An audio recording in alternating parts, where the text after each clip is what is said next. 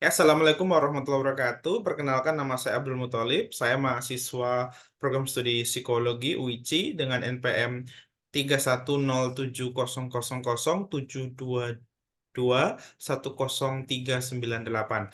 Hari ini saya ingin mendemonstrasikan tugas mata kuliah psikologi konseling, yang mana tugas ini adalah tugas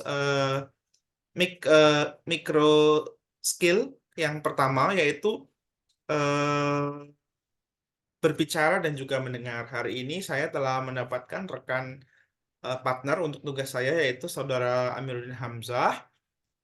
Saudara Amiruddin Hamzah ini akan menjelaskan tentang sesuatu hal selama kurang lebih 3 menit, dan kemudian saya akan mengulanginya atau merepetisi apa yang beliau jelaskan kaitannya dengan topik yang dijelaskan.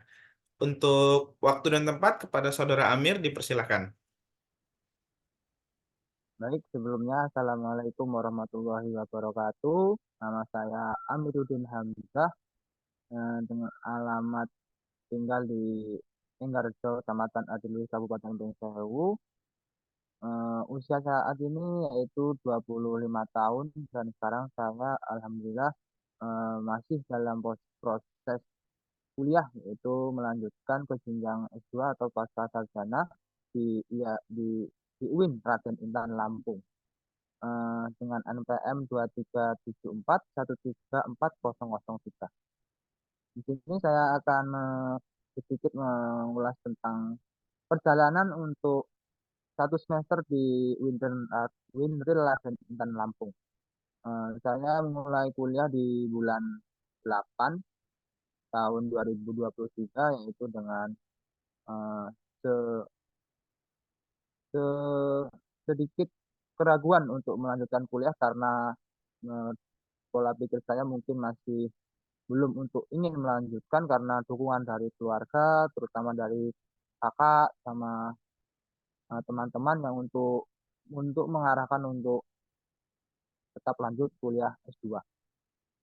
Untuk semester semester 1 saya mengalami kendala kepribadian karena saya posisinya belum belum ada gambaran untuk melanjutkan, maka saya kuliah dengan apa adanya, ya berangkat-berangkat, tapi dengan tidak meninggalkan tugas dan kewajiban saya untuk menyelesaikan tugas-tugas yang diberikan dari dosen-dosen Winden dan Intan Lampung. Selama perkuliahan, saya cukup bisa berbaur dengan teman-teman saya yang memiliki kategori eh, kepandangan yang cukup tinggi daripada saya. Itu tidak membuat menjadi diri saya untuk frustasi untuk kedepannya, karena semua kalau bisa diperbaiki insya Allah bisa diperbaiki. Untuk hasil perkuliahan alhamdulillah bisa dikatakan eh, tidak begitu buruk untuk saya yang bisa dikategorikan bermain-main kuliah, tapi alhamdulillah dengan kewajiban dengan tugas yang saya kasihkan, alhamdulillah nilai insya Allah cukup memuaskan. Mungkin itu cukup yang saya dapat sampaikan. Kurang lebihnya saya mohon maaf. Saya akhiri. Wassalamualaikum warahmatullahi wabarakatuh. Oke, terima kasih Saudara Amir.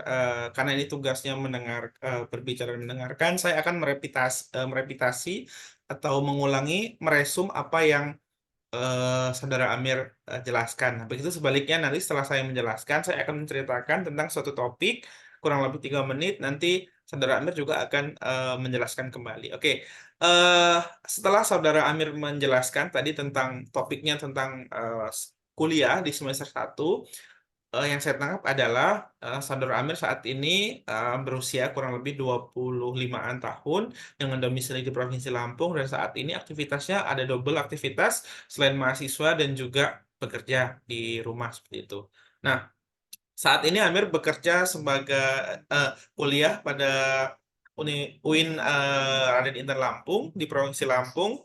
Nah, sebenarnya ada sedikit struggling di awal karena ada ketidakpercayaan diri. Sebenarnya perlu nggak sih kuliah seperti itu? Sebenarnya kemudian bisa nggak kuliah dan lain sebagainya. Namun setelah dicoba, setelah dilalui, ternyata bisa dilalui walaupun mungkin tidak 100% sesuai eh, harapan. Tapi dari cerita saudara Amir ini saya menangkap bahwa ada sebuah effort atau upaya yang telah dilakukan oleh saudara Amir bagaimana sebenarnya untuk meningkatkan kompetensi kaitannya dengan bidang pendidikan. Nah, dari ceritanya tadi juga saya mendengar bahwa kuliah telah dimulai dari Agustus 2023, kemudian sekarang sudah selesai di semester 1, mau mulai masuk semester 2 dengan hasil nilai yang cukup memuaskan. Walaupun di awal-awal ini Saudara Amir tidak fokus 100%, artinya masih ada keraguan ataupun mau lanjut atau tidak dan lain sebagainya. Namun hasil memberikan bukti bahwa sesuatu sebenarnya bisa dilakukan kalau kita mau. Nah, kemudian di sini saya melihat optimis dari Amir bahwa sebenarnya semua bisa dilakukan apabila memang ada niat dari yang bersangkutan. Kurang lebih seperti itu. Terima kasih Saudara Amir atas ceritanya. Saat ini sesi untuk berbicara dan mendengar dan merepitasi sudah selesai. Akan masuk ke sesi kedua, yaitu kaitannya dengan cerita yang akan saya lakukan. Nanti saya akan minta tolong kepada Saudara Amir untuk mengulangi apa yang cerita yang terjadi sama saya gitu ya. Ah, oke, jadi saya akan cerita masalah yang saya hadapi atau masalah yang saya terima kaitannya dengan keikutsertaan eh, pada pemilu 2024. Nah, oke, 2 minggu yang lalu, ketika ada beberapa rekan saya yang em, memilih untuk pindah pilih pemilu dari KTP asalnya ke tempat pekerjanya karena kondisinya saat ini saya domisili di Provinsi Lampung di Kabupaten Pringsewu, lebih spesifiknya di Desa Enggarjo, Kecamatan Adiluih.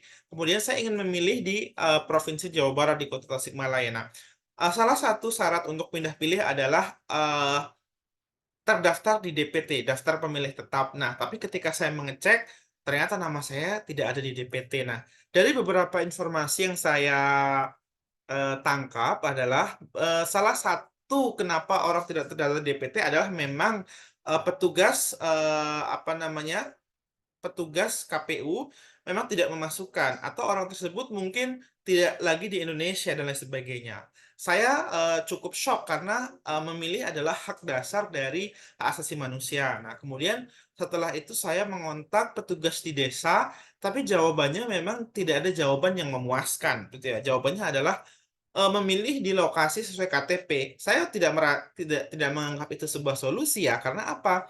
Untuk saya pulang ke lokasi saya memilih itu kan butuh lebih dari 20 jam dengan ongkos lebih dari 1 juta. Nah, itu kan tidak ada solusi yang bisa diberikan dari jawaban itu. Nah, akhirnya saya mengontak Bawaslu sebagai penyelenggara yang mengawasi pemilu dan kemudian diteruskan ke KPU. Nah, kemudian cukup cepat respon dari Bawaslu. Selain itu juga saya melaporkan melalui lapor.go.id yang biasanya kanal itu akan apa namanya akan masuk langsung ke ombudsman dan langsung menegur KPU. Nah, ternyata benar keesokan harinya saya mendapatkan report dari Bawaslu bahwa kasus saya telah diteruskan oleh KPU. Nah, saya dihubungi oleh seorang admin bahwa dijelaskan kasus saya itu terjadi karena apa? Jadi ketika ada pendataan DPT, ternyata waktu itu saya sedang di luar negeri.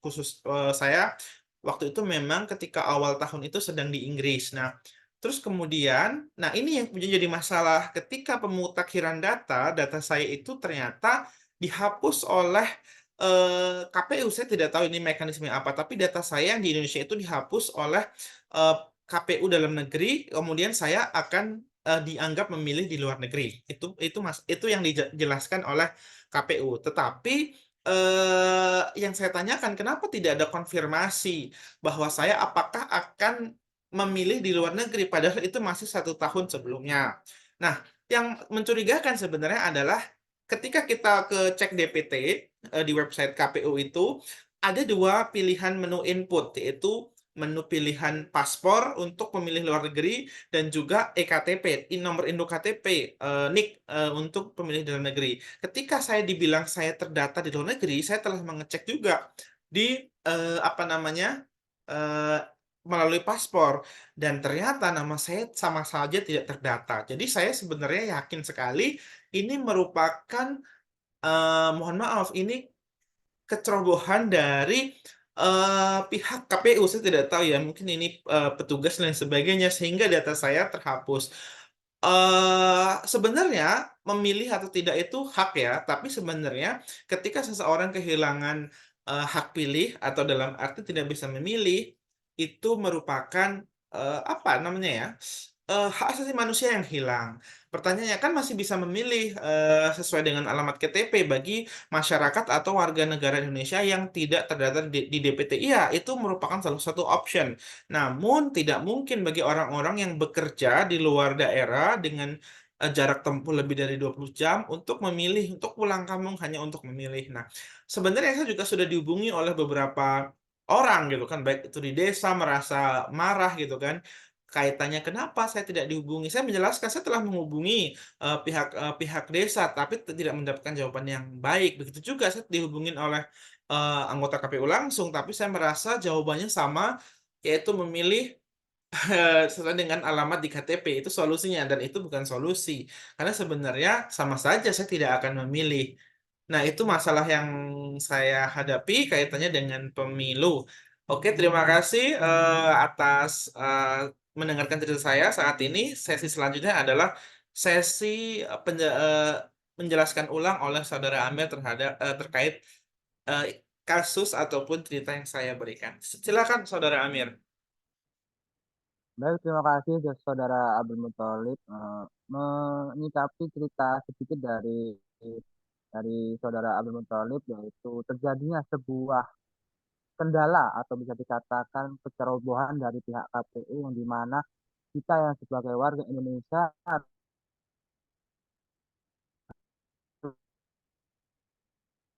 Suaranya hilang, Amir.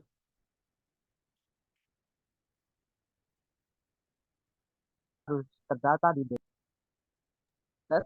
Ada suaranya Saudara Abdul? Ya.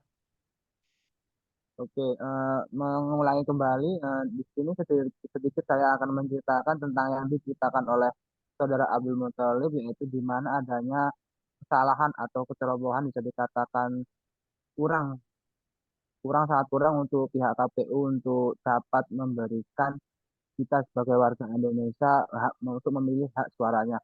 Yang dimana seharusnya warga Indonesia, terutama yang dialami oleh Saudara Abdul Muthalib, itu harusnya suara kita atau data diri kita terdapat di DPT, di desa atau di kabupaten atau kota.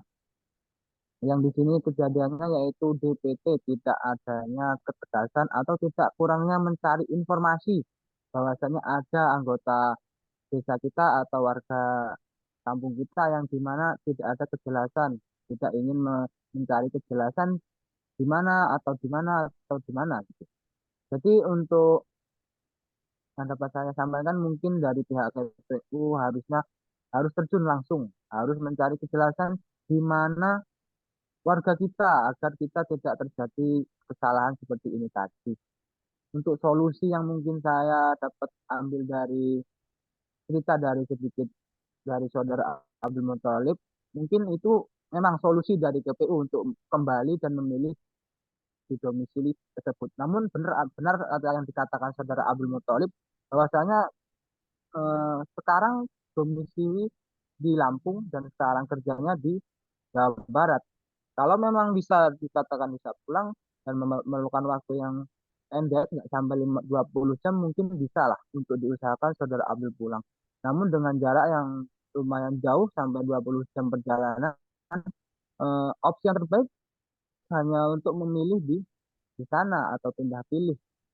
Namun putusan lagi balik lagi kepada KPU yang telah memberikan putusan untuk solusi ini mungkin kurang memuaskan dari solusi yang dapat diambil.